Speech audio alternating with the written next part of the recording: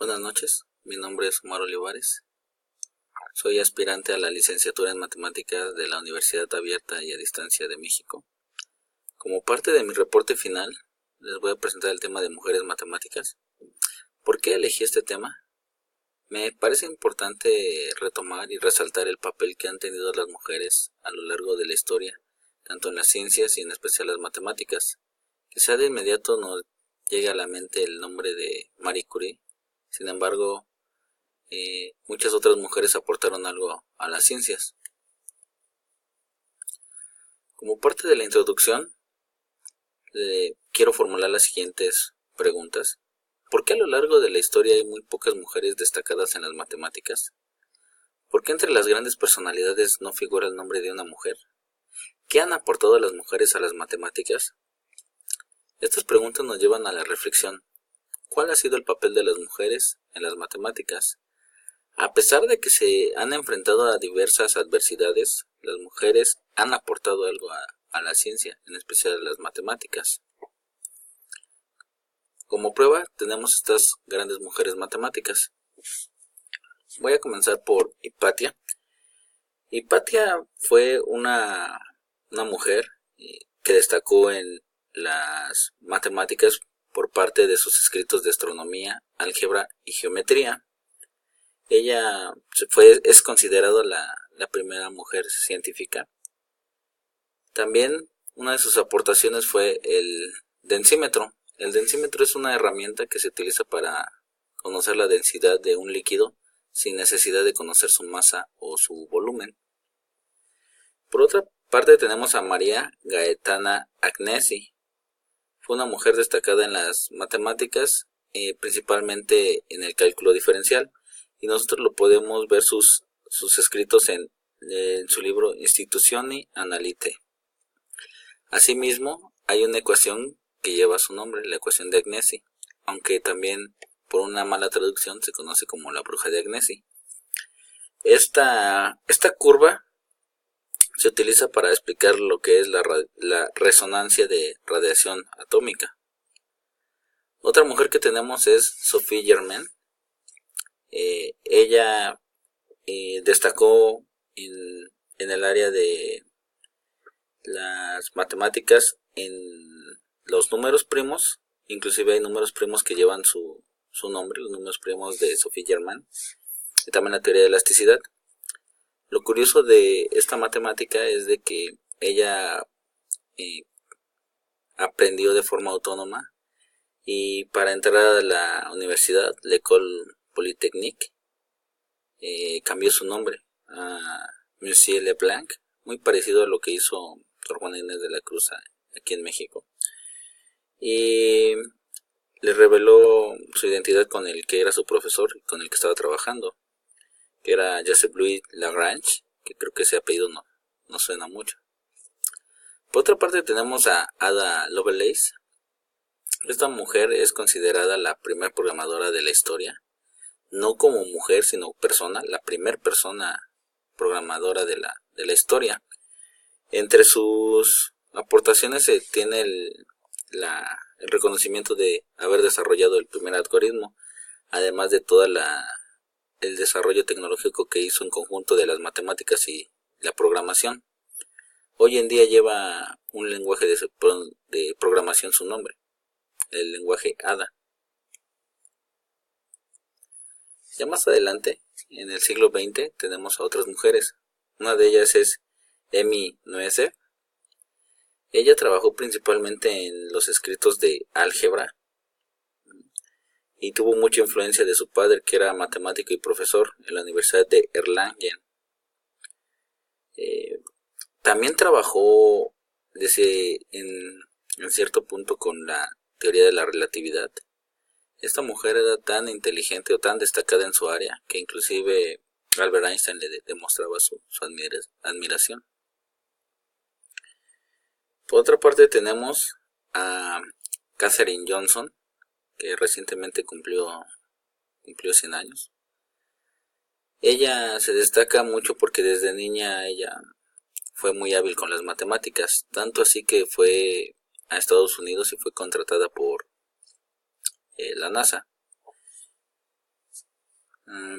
Entre sus aportaciones tenemos las aportaciones obviamente aeronáuticas, pero lo que sobresale de su trayectoria es el cálculo de la trayectoria del Apolo 11. Si nosotros recordamos un poco, el Apolo 11 fue la nave que llegó a la Luna.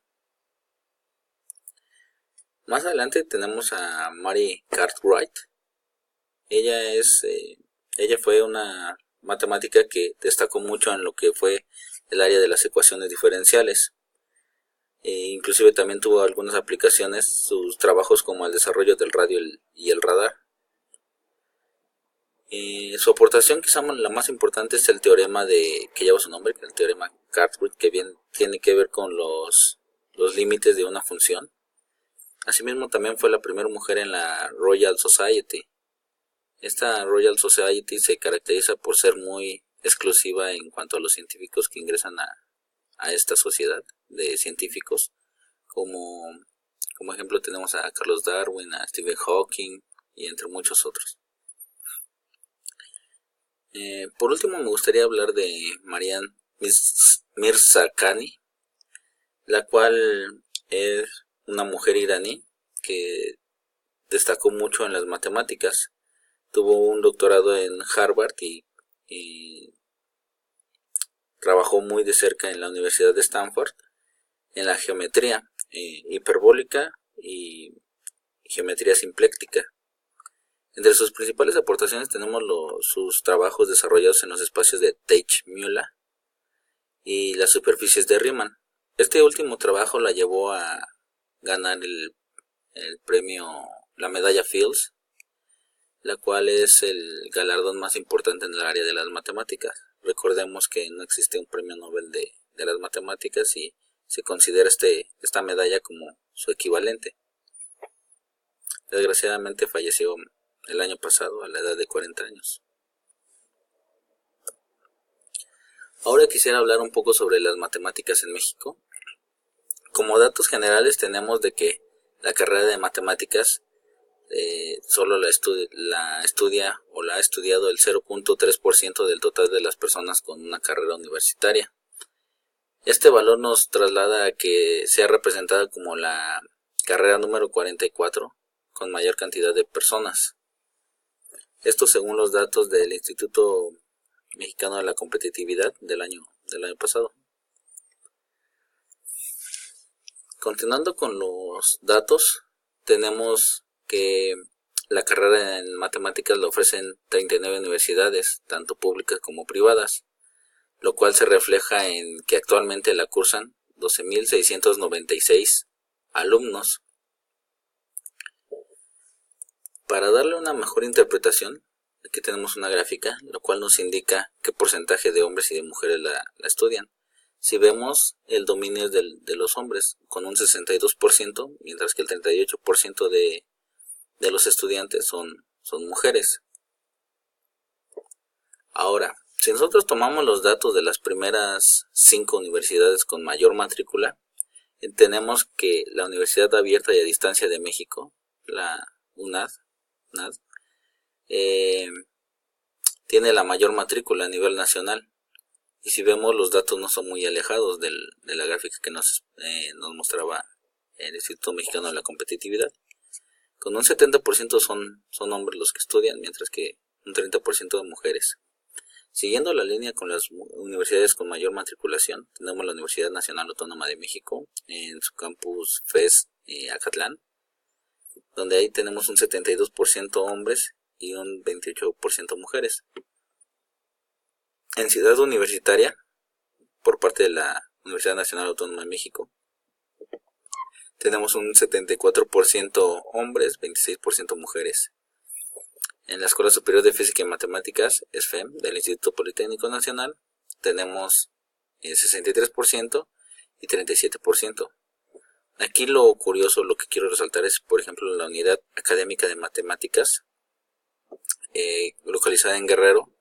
La matrícula es 57% hombres y 43% mujeres. Es un caso más cerrado, diferente a las demás que se encuentran en la zona metropolitana del Valle de México.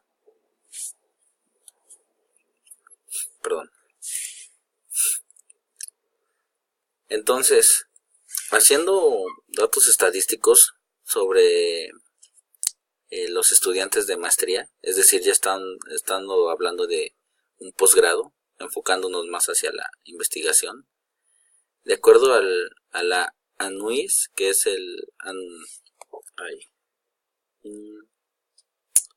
ANUIS, la Asociación Nacional de Universidades e Instituciones de Educación Superior, nos muestra los siguientes datos. Aquí estoy reflejando los últimos 5 años. Cómo vemos la variación entre hombres y mujeres, donde en el 2014 se dio el mayor número de estudiantes mujeres en una maestría, y vemos cómo están las relaciones: 67-33, 65-35, 68-32, 69-31.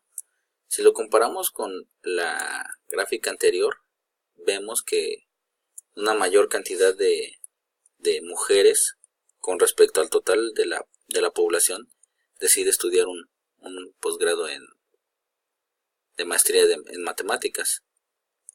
Si nos vamos un poco más allá, tenemos que en el doctorado se conservan estos valores: 32%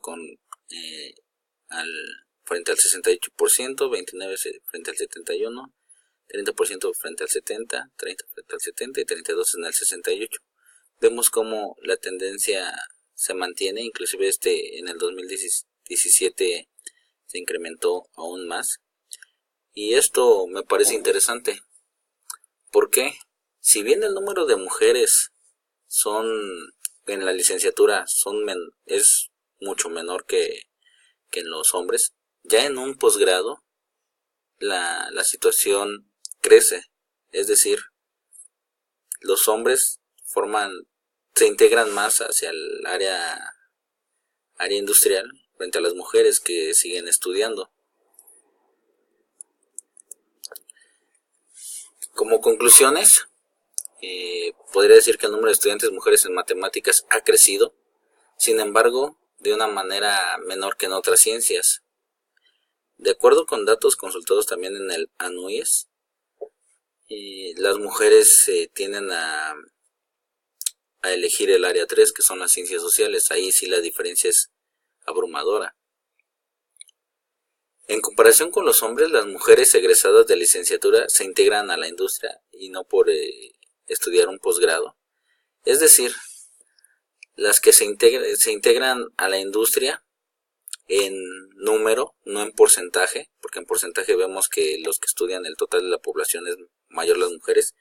Sin embargo, representa que la mayoría, tanto hombres y mujeres, se van a la industria, dejan a un lado la investigación. Por otra parte, tenemos que la mayoría de mujeres optan por estudios del área de ciencias sociales antes que el área 1, en especial las matemáticas. Muy relacionado con lo que mencionaba en el primer punto. Ha crecido, pero es menor que en otras ciencias, no dejando a un lado lo que son las ciencias biológicas, pero sí me llamó la atención de que la mayoría de las mujeres prefieren las ciencias sociales. Y este último punto, que creo que en parte de mi investigación y en textos que he leído, me gustaría resaltarlo. Inclusive a la persona que entrevisté me comentó algo relacionado. Es necesario un mayor fomento en las mujeres para concluir niveles profesionales y sobre todo en las matemáticas, fomentar esa disciplina de las matemáticas. Asimismo, fomentar que concluyan niveles profesionales, licenciatura, maestría, doctorado. ¿Por qué? Porque la investigación en México está siendo cada vez más rezagada. Sin embargo, creo que para desarrollar tecnología y desarrollar un mejor crecimiento al país necesitamos la investigación.